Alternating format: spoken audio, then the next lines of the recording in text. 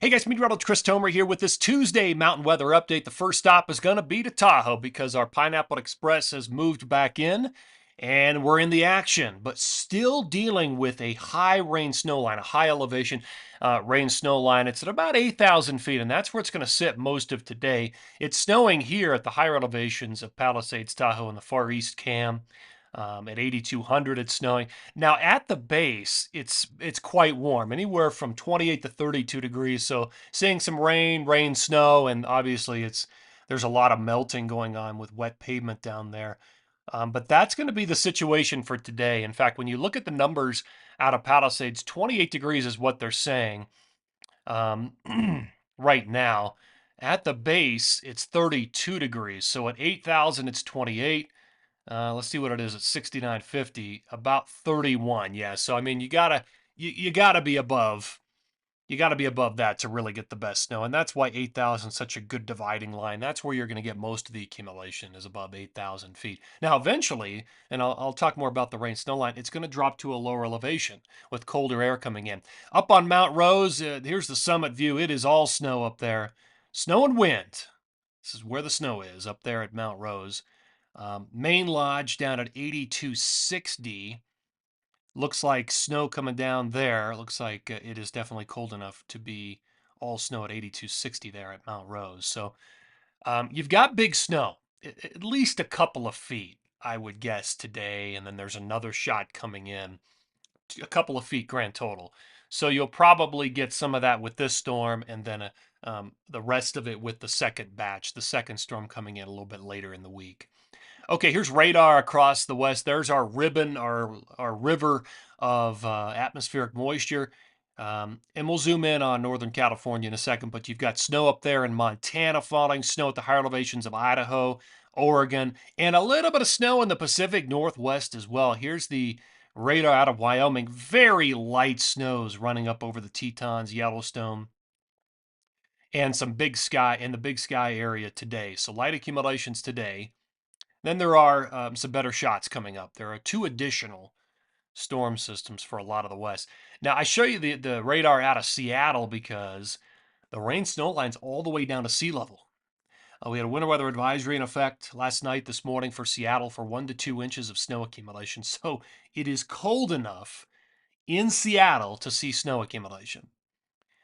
Pretty amazing to say that. Here's Northern California. There's our stream of moisture nailing Tahoe now.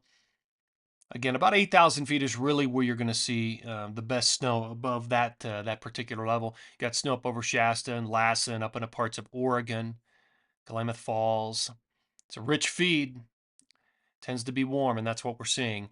Up in the northeast, a little bit of snow here. Looks like a little front kind of swinging through, so some light accumulations.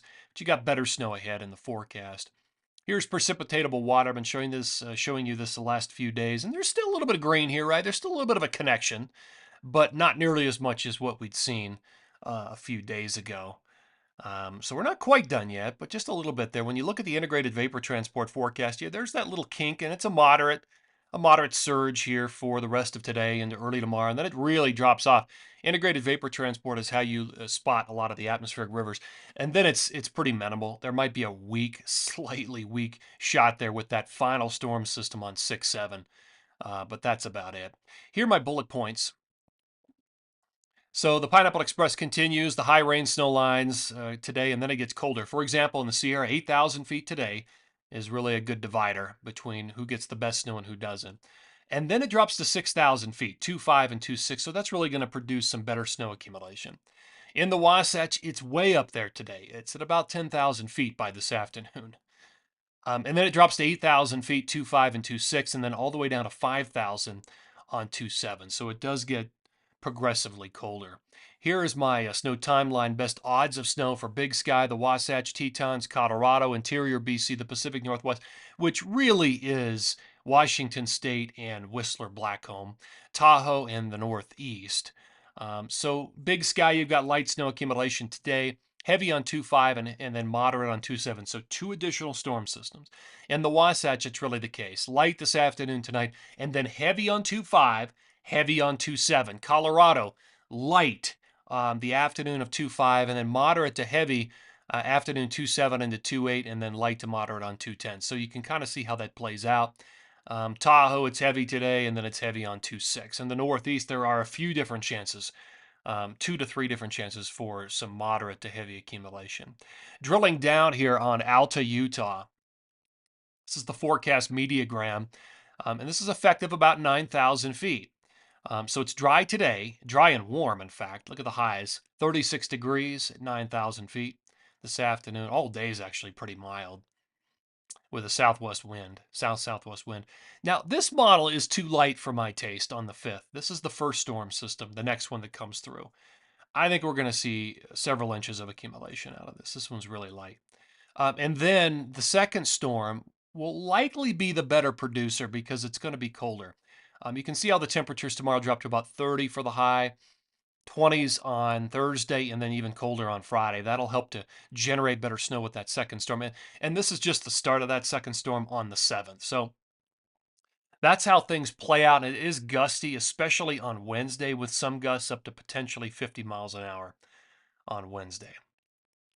So Solitude, Brighton, Snowbird, Alta. This is kind of how it's going to play out. Okay, let's go up to the Wyoming area, and this is that Grand Teton,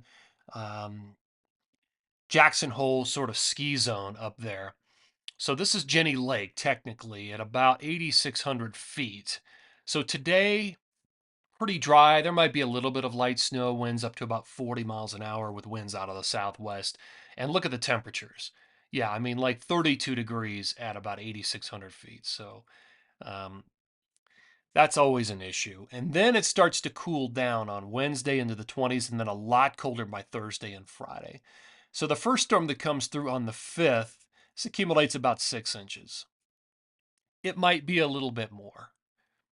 And then there's a second storm system that will come through. You remember the timeline in the Wasatch or in the Tetons. The second storm comes through on 2/7.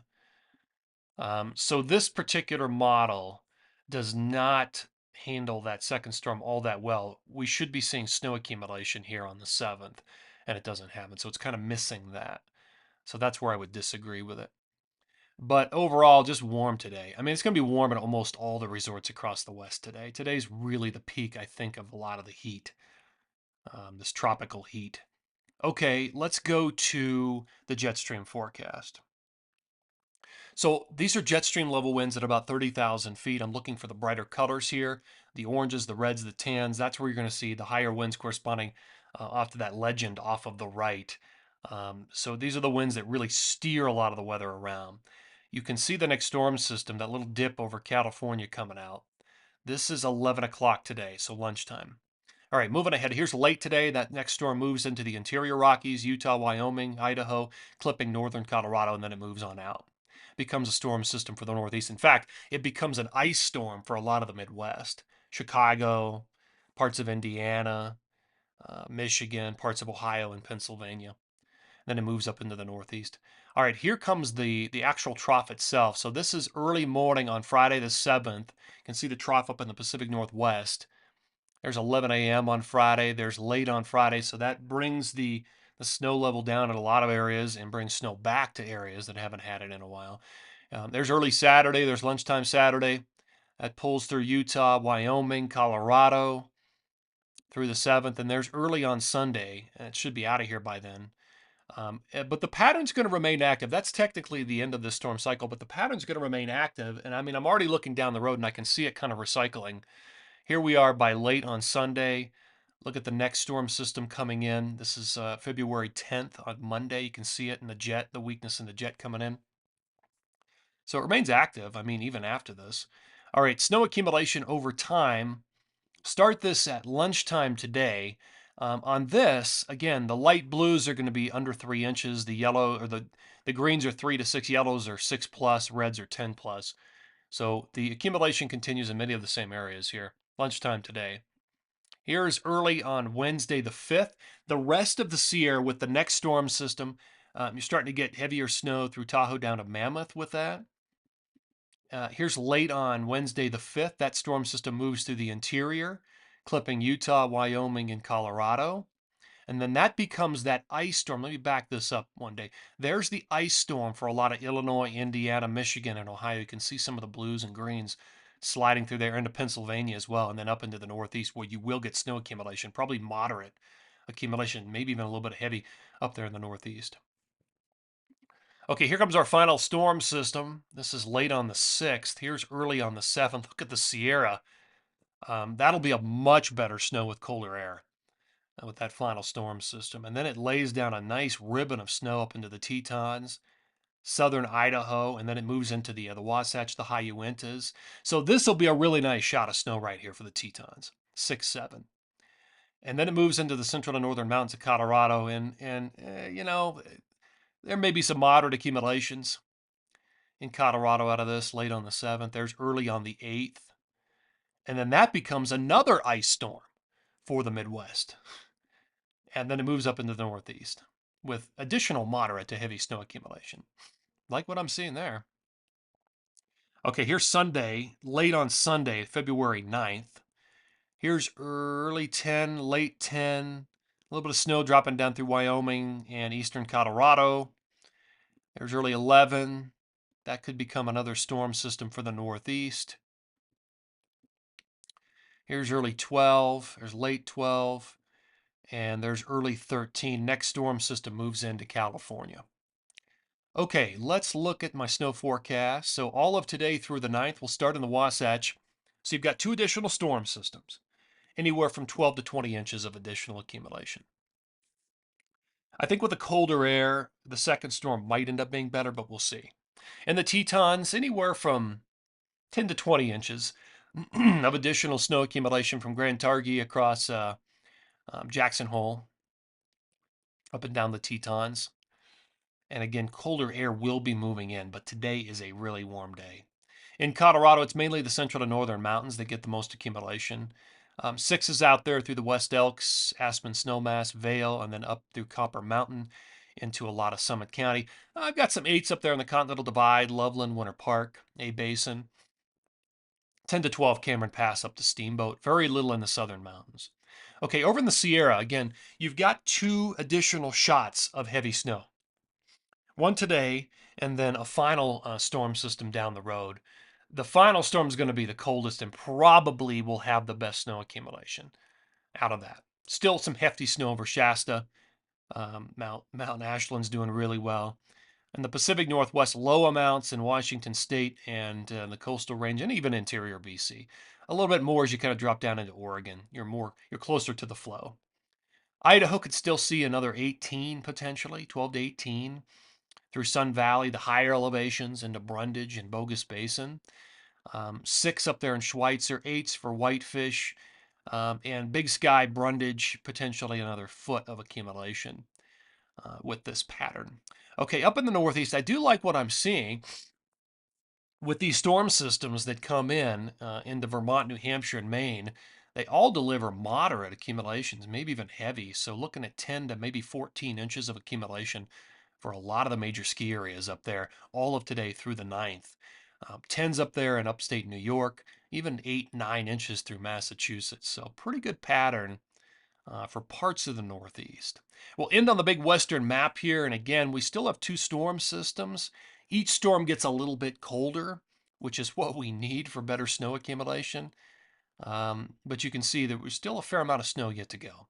And a lot of avalanche warnings out there. So be careful, be cautious, as usual. Guys, thanks for tuning in here. Always appreciate it. Take care and have a great day.